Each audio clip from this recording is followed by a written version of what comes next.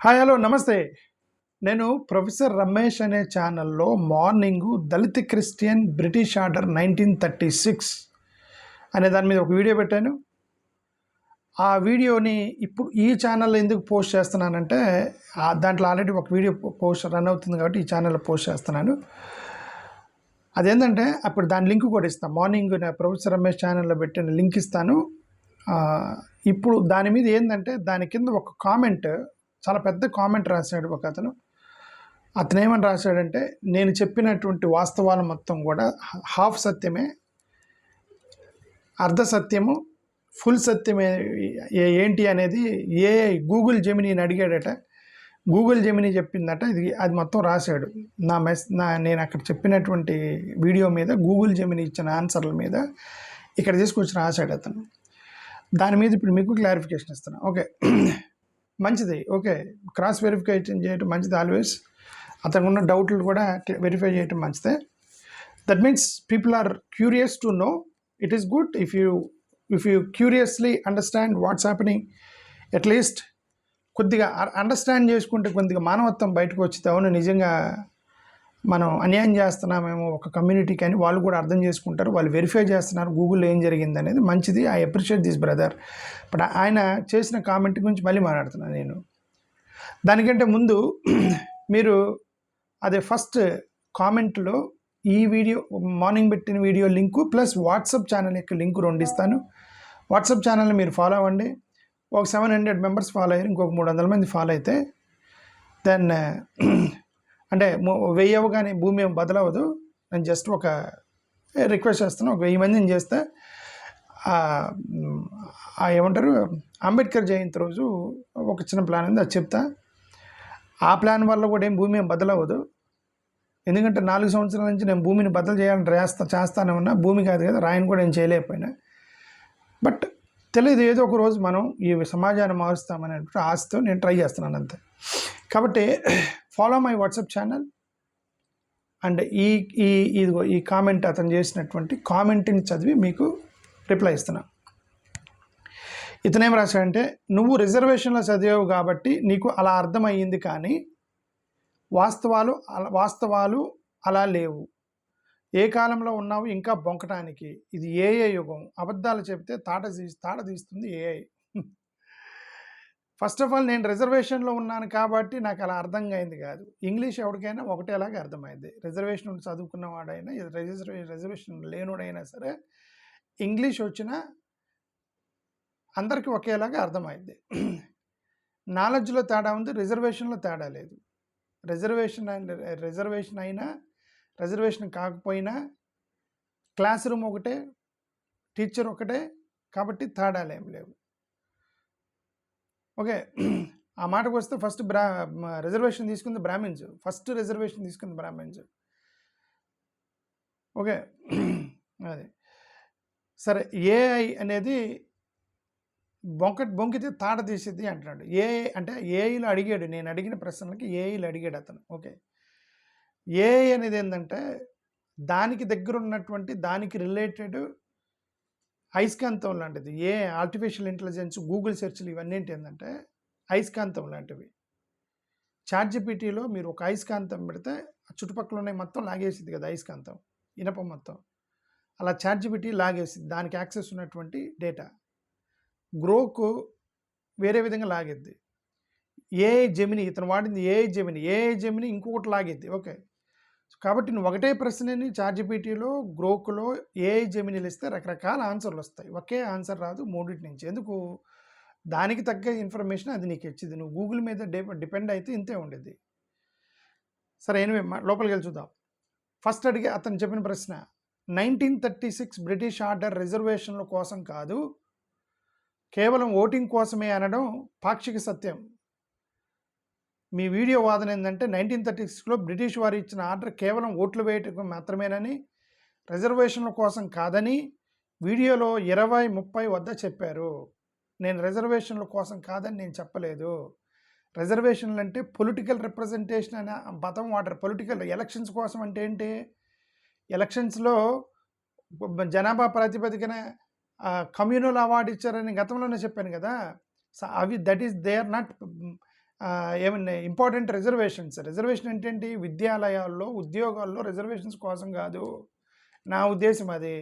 Election జరిగినప్పుడు ఇదిగో మాలోళ్ళు ఇంతమంది ఉన్నారు, వాడికి ఒక సీట్ ఇవ్వాలి, మాది వాళ్ళు ఇంతమంది ఉన్నారు, ఒక సీట్ ఇవ్వాలి, క్రిస్టియన్స్ ఎంతమంది ఉన్నారు, సీట్ ఇవ్వాలని ఆల్రెడీ 1932లో వాళ్ళ ఒప్పందం అయిపోయింది దాంట్లో. దాని రిజర్వేషన్ అనే దానికంటే కూడా దాన్ని we can call them as a representation. Communal awards ఇచ్చారు కదా 1930 నుంచి 32 వరకు ఇదంతా కూడా. సరే నువ్వు దాన్ని రిజర్వేషన్ అని ఐ మీన్ చెబితే it's okay, but that doesn't effect. ఎందుకు క్రిస్టియన్స్ ఒక 100 మందికి ఒక సీట్ ఇచ్చారు, ఎస్సీలు ఒక 200 మందిని 2 సీట్లు ఇచ్చారు. ఓకే, దామాషా ప్రకారం జనాభా ప్రాతిపదికన ఇచ్చారు. జనాభా ప్రాతిపదిక ఇచ్చినప్పుడు దాన్ని మీరు రిజర్వేషన్స్ అనకూడదు, డిస్ట్రిబ్యూషన్ అనాలి దాన్ని. సరే దాన్ని ఇప్పుడు వాళ్ళు రిజర్వేషన్ అని పేరు పెట్టారు, పొలిటికల్ రిజర్వేషన్ అని. That's okay, but it doesn't affect. నేను అదే చెప్తున్నాను. ఓకే, వాస్తవం అని అతను రాశాడు, పాక్షిక సత్యం.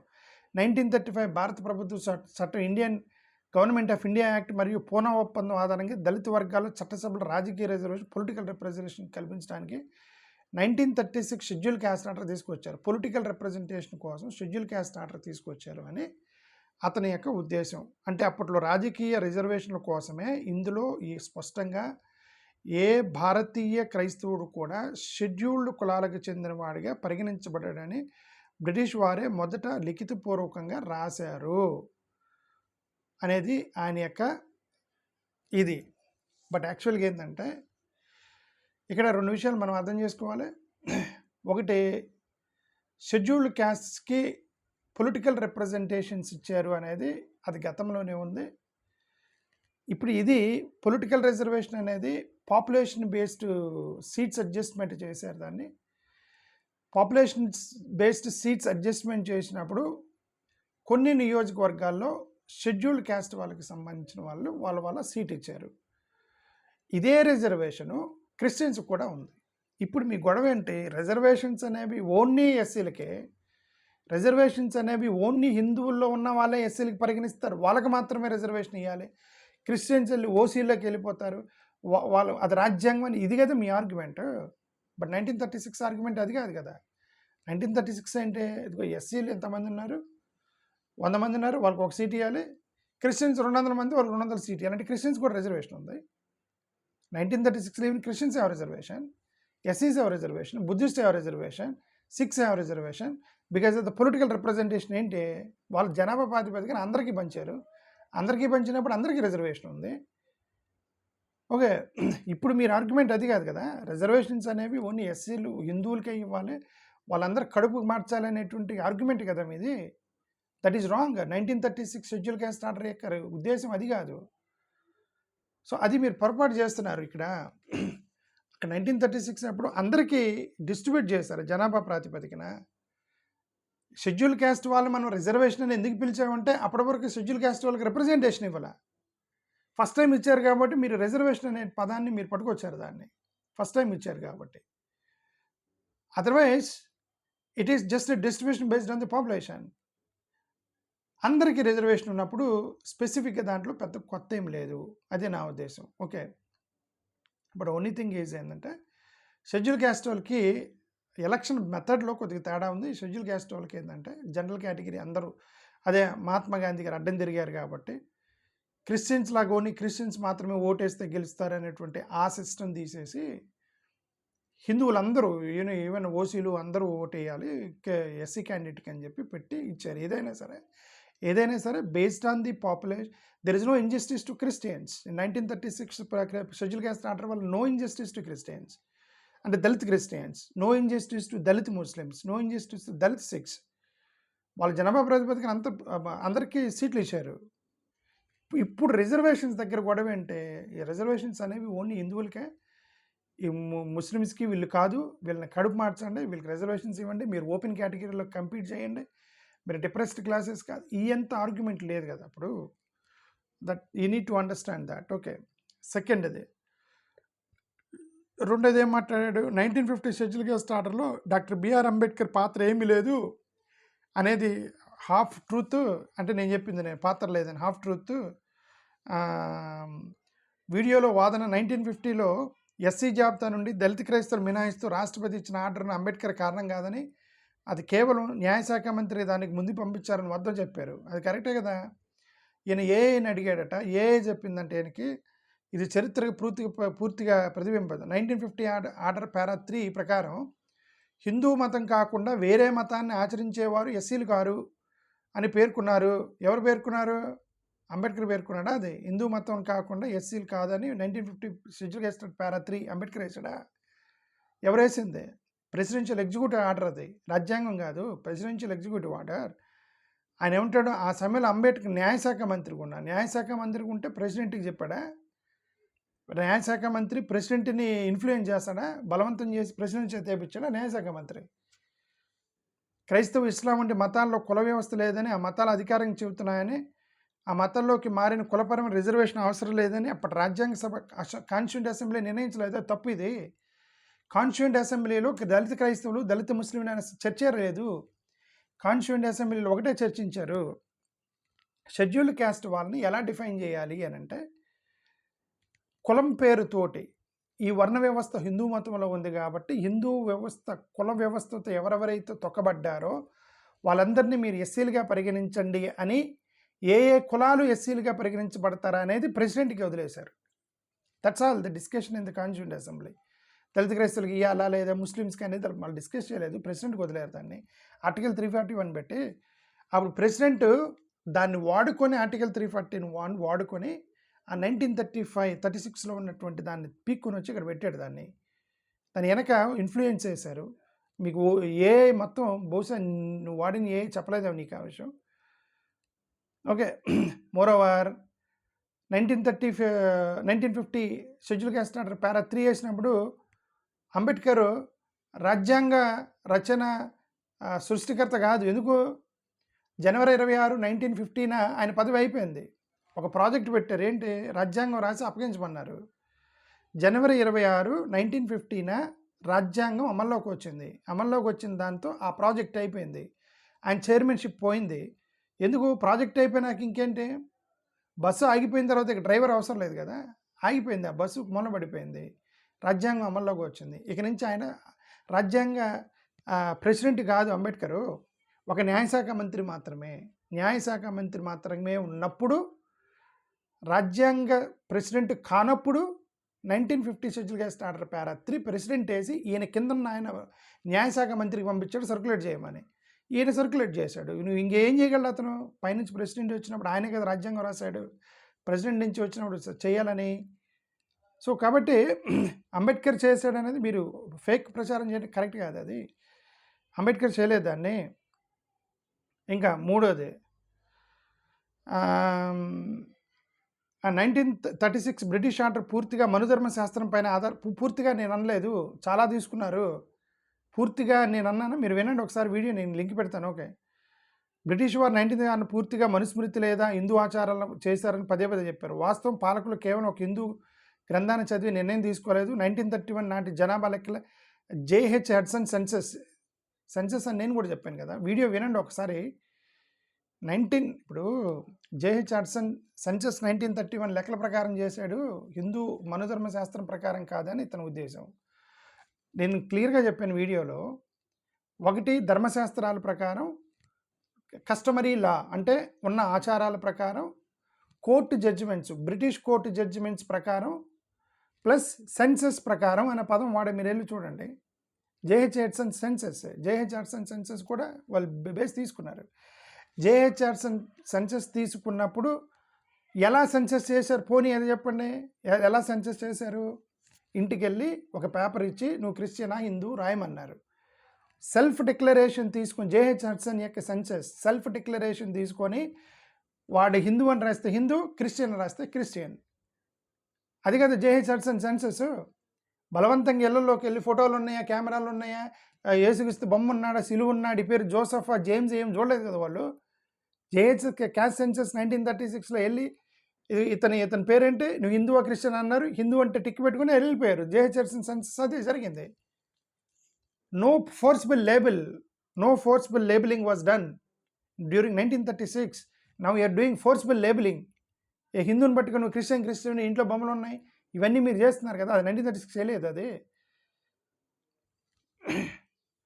ఓకే. ఇంకొకటి ఇంకేం రాశాడు. ఇది కేవలం వర్గం కుట్ర అనేది దానికి నేను చెప్పాను ఆల్రెడీ. చూద్దాం ఇది కేవలం ఒక వర్గం కుట్ర అనేది ఏది పొరపాటు దళిత క్రైస్తవ ఎస్సీ హోదా రాకుండా 1950లో ఆపింది బీజేపీ ఆర్ఎస్ఎస్ వాళ్ళు కాదు. వాస్తవానికి జవహర్లాల్ నెహ్రూ నాయకత్వంలో కాంగ్రెస్ ప్రభుత్వాన్ని ఇన్ఫ్లుయెన్స్ చేసింది ఎవరు అన్నా. నేను గతంలోనే చెప్పాను. కాంగ్రెస్ వాళ్ళు ఇదే ఈ యొక్క కొలోనియల్ మైండ్ సెట్తో ఉన్నారు. వాళ్ళు కొలోనియల్ మైండ్ సెట్, ఇది బ్రిటిష్ వాళ్ళతో పెద్ద చర్చ జరిగింది 1936లో. బ్రిటిష్ వాడే కన్ఫ్యూజ్ అయ్యాడు. అసలు మీ యొక్క ఆర్గ్యుమెంట్స్ పెట్టుకొని మన ధర్మశాస్త్రం, ఆ ధర్మశాస్త్రం, ఇది వర్ణ వ్యవస్థ, ఒకడు చూస్తే బయట ఉంటాడు, ఒకడేమో నేను బ్రాహ్మణ్ అంటారు, ఇంకొకడేమో రెడ్ అంటాడు. అసలు బ్రిటిష్ వాడికి పిచ్చిలేసింది ఈ యొక్క సమాజాన్ని చూసి. ఆ కన్ఫ్యూజన్లో అతను ప్రధానమంత్రి అయ్యాడు జవహర్లాల్ నెహ్రూ. వాళ్ళంతా కూడా కొలోనియల్ మైండ్ సెట్తో ఉన్నారు. కొలోనియల్ మైండ్ సెట్తో ఉన్నప్పుడు వీళ్ళందరూ ఆర్గ్యుమెంట్ పట్టుకొచ్చారు. పటేల్ గారు ప్లస్ కేఎం మున్షి గారు, అక్కడ ఉన్నటువంటి ఈయన ముఖర్జీ గారు, వీళ్ళందరూ ఆర్గ్యుమెంట్ పట్టుకొచ్చారు. ఆర్గ్యుమెంట్ పట్టుకొచ్చి రాజేంద్ర ప్రసాద్ గారిని ఒప్పించి వేయించారు దాంట్లో. అంటే జవహర్లాల్ నెహ్రూ తప్పు లేదు అని నేనేం డిఫెండ్ చేయట్లా, ఎందుకు, బట్ ఆయన ఇనిషియేషన్ తీసుకోలేదని చెప్తున్నాను. వెనక ఇన్ఫ్లుయెన్స్ చేస్తే ఇంకా ఆయన ఏం చేస్తాడు, వెనక అరే after all is also Brahmin right, ఆయన కూడా బ్రాహ్మణే, ఆయన కూడా హిందువునే, ఈ ఎంత గొడవ ఎందుకు అని చెప్పి వేసేసి ఉంటారు. తర్వాత చాలామంది గొడవ చేశారు. రిప్రజెంటేషన్ ఇచ్చిన తర్వాత కమిషన్ వేసుకుంటూ పోయింది కాంగ్రెస్ వాళ్ళు కదా. ఈ కమిషన్లను వేసింది ఎవరు, వాళ్ళు కదా. కమిషన్లు వేసిన తర్వాత అవునా అని పివి నరసింహరావు కదా దాన్ని బిల్లు పెట్టిపోయింది. ఆ తర్వాత కూడా ఓకే 1950 ఆర్డర్ వచ్చినప్పుడు కేవలం ఆ తర్వాత దశాబ్దాల పాటు అధికారంలో ఉన్న ఇది ప్రభుత్వాలు దాన్ని చేయలేదు. ఎందుకు చేయలేదు, కాంగ్రెస్ చేయడం ట్రై చేసింది. పివి నరసింహ ట్రై చేశాడు. నేను ఏదో చెప్తున్నాను, దళిత రిజర్వేషన్లో పోటీ పెరిగి ప్రస్తుతం ఉన్న హిందూ, సిక్కు, బుద్ధిస్టు దీన్ని కేవలం సిద్ధాంతం వరకు కుట్రని చెప్పడం పొరపాటు. బ్రదర్ నేను కుట్రని నేను అంటలే, మీరు భయంలో చేస్తున్నారు నేను అంటున్నా. కుట్ర అంటే భయంలో చేసేది కూడా కుట్రనే. మీ భయం ఏంటి, మత మార్పులు జరుగుతాయి. ఇప్పుడు కనుక దళిత క్రైస్తవులు ఈ షెడ్యూల్ క్యాస్ట్ స్టేటస్లోకి క్రిస్టియన్స్ని వదిలితే మాస్ కన్వర్షన్ జరిగిపోతాయి. ఈ యొక్క హిందూ పాపులేషన్ 50% పడిపోయింది. వీళ్ళందరూ ఎస్సీ సర్టిఫికేట్లో ఉన్నారు, వీళ్ళు ఒక్కసారిగా మార్చుకున్నారంటే మాస్ కన్వర్షన్ జరిగిపోతాయని చెప్పేసి 1920 నుంచి ఆర్గ్యుమెంట్ చేస్తున్నారు.